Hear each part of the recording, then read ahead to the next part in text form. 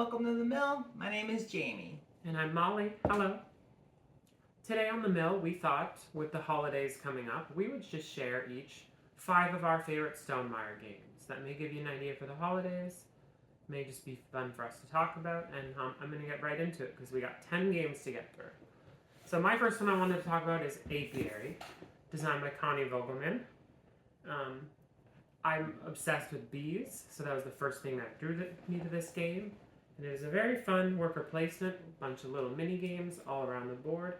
I like that your workers age up and eventually retire. I like the bonuses you get from that and how that's the mechanism for the race in the game. I love how true it is to bees. I love making up dances. I still remember when I was a kid in the Magic School Bus, learning that bees communicated by dancing. Yeah, this is my first one, Apiary. Really good game.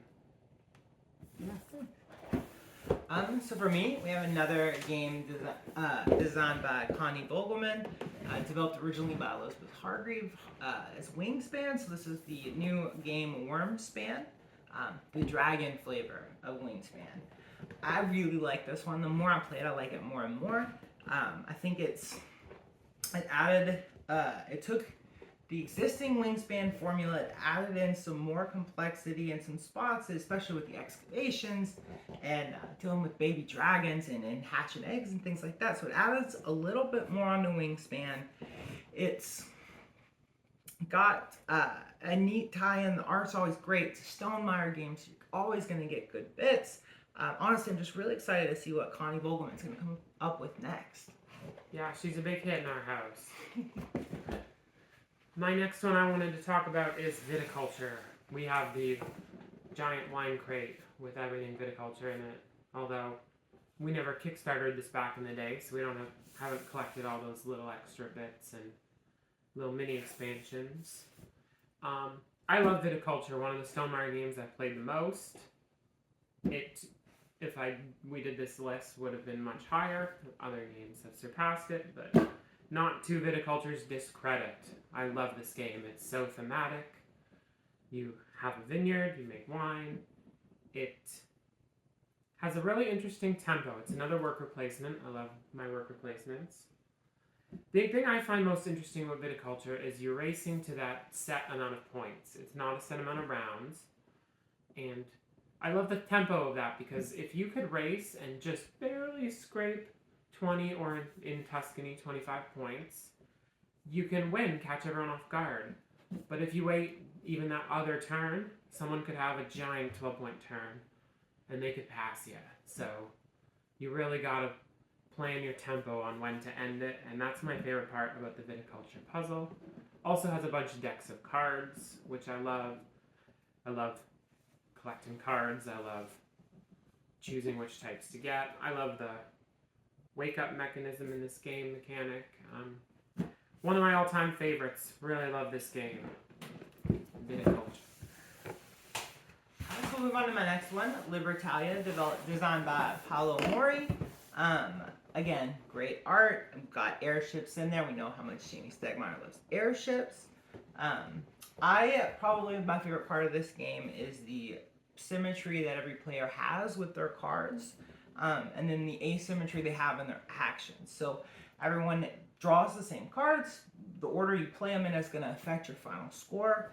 I think there's something very, very, very, very fitting with that, in the sense that a lot of games there's a luck component of, okay, if I get this card, maybe I can do something with it, or if I hold out, maybe it'll come up. But in this one, it's very much what choices you make will have the biggest impact on your score.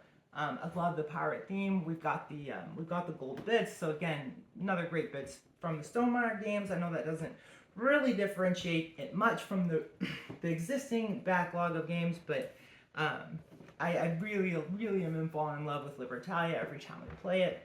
And so that is ranks number 4 for me. When I saw you pick Libertalia, I just knew one thing I needed to know. We're not Take That gamers, and the theme is so strong in Libertalia, it doesn't hurt feelings. It's fun to just go nuts on each other. So my next one is Rolling Realms. I have the Rolling Realms Redux. for how like small and simple a game Rolling Realms is, it has just stuck with me. If anyone knows me well, love collecting stuff. And this is my dream come true because I'm collecting board games inside a board game. And I personally love learning all the little mini puzzles. I love the little inside jokes that those puzzles are to their games. I love that Rolling Realms has made me seek out games that have become keepers with how strong the theme is tied to them. I love the online community. I love playing with Carol, even though we're in different countries. For me, Rolling Realms really has it all, especially for how small of a box it is. And I would be remiss if I didn't mention this coming up on the holidays, how good those little packs of realms are for stocking stuffers. We've said it before, but it really just is so true. This is a great one. You don't need all the realms. I have too many, probably, to ever try all the combinations, but love it. So this one I would have to mention designed by Stonemaier, but also Carell has taken this on and really made it his own as well, I think. So I thank both of them for Rolling Realms, my number 3. So for my next game, I'm going to go with Between the Two Castles of Mad King Ludwig. This is the mashup between BGG Games' The Castles of Mad King Ludwig, which was a Kickstarter that I got from Molly a few years ago, and the Stonemaier game Between Two Cities. I felt like this added a lot more complexity and a lot more to do, quote unquote, to the Between Two Cities. I really loved the concept of working with your neighbor while opposing your neighbor simultaneously. I like the idea of trying to balance and mitigate one castle versus the other. But I think the big part that BGG Games added is the castle building of Mad King Ludwig, which is incredibly satisfying. It's not a pure Stonemaier game in a sense that this was a mashup. That said, I think it added a lot to both by Matt putting them together. We brought in basically the best parts of Between Two Cities and the Castles of Mad King Ludwig, and it's made for a really satisfying experience. And as always, you're getting great bits with Stonemaier Games. These tiles feel great, the board's great, the components all fit together very nicely. So Between the Two Castles of Mad King Ludwig. We love that one. Okay, for my next one, I have Wingspan. I have to dust this off a bit because this is my shelf copy that keeps all extra bits. We have the nesting box, which I felt like I wouldn't be able to lift into frame. Wingspan is my most played board game ever at this point. I play it on Board Game Arena. I play the app on my computer. I play the app on my phone. This is my most taught game. I teach this to everyone I know. I've become kind of known for it in real life. We've held real life tournaments where we gave away copies of Wingspan. It has so many expansions and so many coming out, one for each continent. I absolutely love Elizabeth Hargrave designs. This is my absolute favorite of hers. Wingspan is a tableau engine builder. There is hundreds and hundreds of bird cards with hundreds and hundreds to come. And I don't know, this game's a phenomenon. It's almost sold 2 million copies. It's starting to be part of the zeitgeist. Is that the word? It's an evergreen game. It's just a delight. I love the theme. I feel like it popularized nature themes. It didn't invent them, but it has a great solo mode. You can, like I said, play online. I have gifted a few people who got into Wingspan I got them like a Google Play gift card or an Apple gift card so that they'll play with me online. So it's a great stocking stuffer in that regard. It has many bits to upgrade. We've collected the speckled eggs, we've collected the gold eggs, we've gone to Meeple Source and replaced our action selection cubes with our favorite birds. This game has gotten me into birding, which is not a hobby I had time for. So that's Wingspan. I love it. Yes, she does. So I'll move on to my second favorite game, Tapestry. First thing I'm going to mention when you mention Tapestry, if you open this box, if you've ever played this game, this is maybe the best bits of any board game I've ever played. The sculpts by Ron Brown are fantastic. The gameplay is top notch. The asymmetry in your starting classes, the choosing your track so you have your choices matter. There's a lot of fun. There's a lot of fun components that are not going to come into play every game. We played this where we had no military track, maybe a couple of islands. We played other games where something goes all military, so there's a lot of variability. Basically, every time we play this game, I learn something new. Every time I think I've got a good handle on it, I meet someone that really does have a really good handle on this game, and they have unbelievably high scores. So there's a lot of parity in the play styles and what you're going to get out of this. So if you haven't checked it out, you should definitely go check out Tapestry, a civilization game designed by Jamie Stegmaier. Okay, now we're into our top picks. Mine, I did get the big box. This is Scythe. For how many times I've played Wingspan, I always feel like I haven't played Scythe enough. I absolutely love Scythe. Scythe's the game that got me into Stonemaier Games.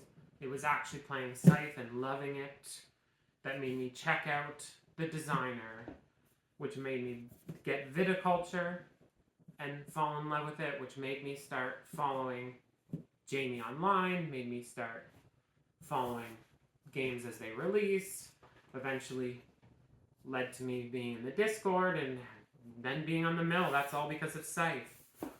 So this is Scythe the Legendary box, but the regular box is still pretty big. Scythe has beautiful miniatures. It is a action selection system with very heavy asymmetry. It is a race to 6 stars, but I think Jamie Stegmaier shines in designing games that are either overtly or secretly races. Viticulture is a race. And I love that about it.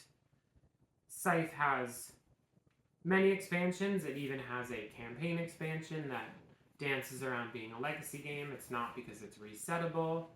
It has lots of promos to collect on the Stonemaier site. You can get metal coins for it, which I should have pulled out because they are the best metal coins of any board game out there. We like to collect the metal coins, but we also have a separate set of Scythe coins for every game that doesn't have metal coins that we feel like will fit enough. I really love everything about Scythe. I love that every time you play it, it's different. I love that people online are really competitive with it and they've solved it, and they can be like, not solved it, but they can be like, this faction and this mat can win in 17 turns. I love that. I don't care about that, but that I know the depth of that game is there if I ever had the bug to play it more. It's just one where anytime I have a board game night, I think of who's coming and I'm like, could we play Scythe? Because it's not for everyone, but it's definitely for me. Last thing I want to mention about it is it captures the field of the Cold War, in my opinion, because fighting can be so beneficial in this game, but it is so costly. So sometimes you can win just by threatening to fight and never actually doing that. And there's something about that push and pull that I just love. The art's beautiful as well. The world building by Jacob Brzezowski. We have a framed art print. I loved it so much. Just speaks to me. I'm just ranting at this point about my absolute love for Scythe. It's the best Stonemaier game in my opinion. Alright, so for me, for my top pick is Expeditions, a sequel to Scythe. So everything modeling was just saying. The world building by Jacob Brzezowski, the gameplay by Jamie Stegmaier, all top notch. So I think Expeditions captured the feel of Scythe while adding components that I preferred in the game. So both being a Scythe game, they're both an efficiency puzzle. So you're trying to figure out what's the best path through the woods, for lack of a better term. On when you're playing Scythe, your moves are directly in front of you, and you need to move from one move to the next, and really try to plan out in what your game plan will be over the course of the whole game. With Expeditions, you have a grid in front of you, and for someone like me, it's a little bit easier to plot that path through the woods, so to speak. When I have that big grid out in front of me, I love the upgrades for exploring and exploration in this game. The metal mechs we got, which again, great. This is another top-notch bits by Stonemaier Games, I should say, sorry.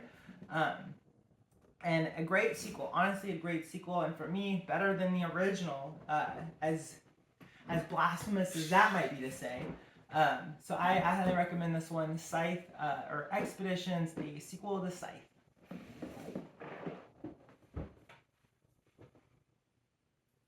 All right, ready for the outro? Yeah. 5, 4, 3. Okay, thank you for watching, everyone. Those are our 5 games we wanted to showcase each.